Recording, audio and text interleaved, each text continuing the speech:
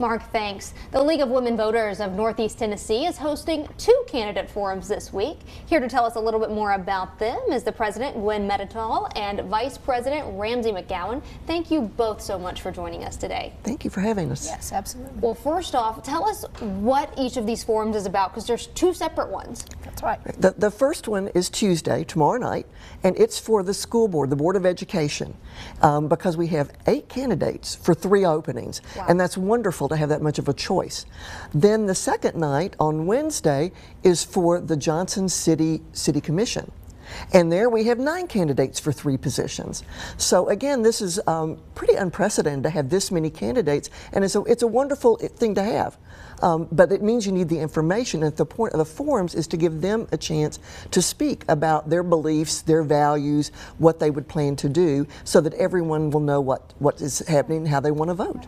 Another part of that is that with that number of candidates, only 3 are incumbents, have been in the position previously. So you have newcomers, people who haven't been in elected office that many people may not be knowledgeable about. So these forums where we will ask questions and ask people to clarify what they intend to do, what they stand for, what their values are.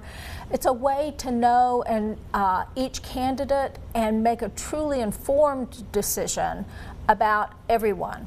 Oftentimes people think, I don't know enough about these people to know who to vote for. Well, this is one way they can change that.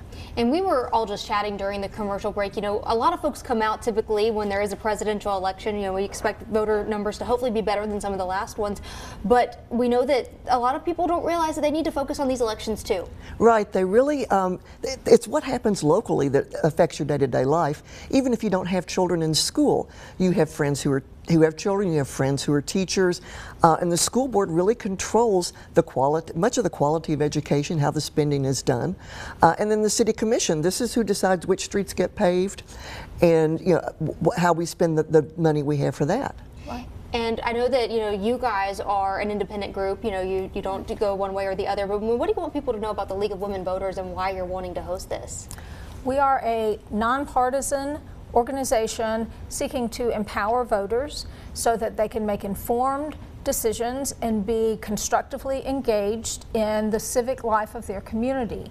And one way we do that is trying to make sure that a comprehensive amount of information about elections, about voting, about issues that affect voters is available and easy to access.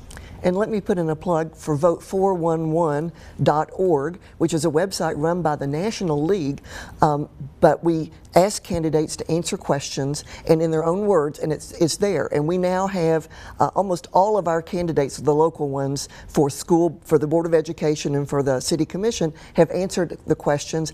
And anybody can go there, you put in your street address, and you look and you can find who's on your ballot and then what they said in answer to our questions. What a great resource. Now, is there any way for folks to get in on this besides just coming, or do they just need to show up? They just need to show up. It's at Science Hill High School auditorium. It begins at 7 p.m. and we will begin promptly, so get there a little bit early, get seated. We would love to have as many people as possible come out and take advantage of this opportunity. Yes, and this is being live streamed, I believe, locally on WJHL. Yes, I do have some information about that. Well, thank you both so much for joining us. And again, here is that information one more time. The candidate forums, they're happening at Science Hill High School in the auditorium. It's happening tomorrow and Wednesday. Both are from 7 to 8:30 p.m. And our very own Casey Marler is helping out. He'll be moderating. But if you can't make it out in person, don't worry, because we've got you covered here at News Channel 11. We'll be live streaming both of those forums on our website, WJHL.com.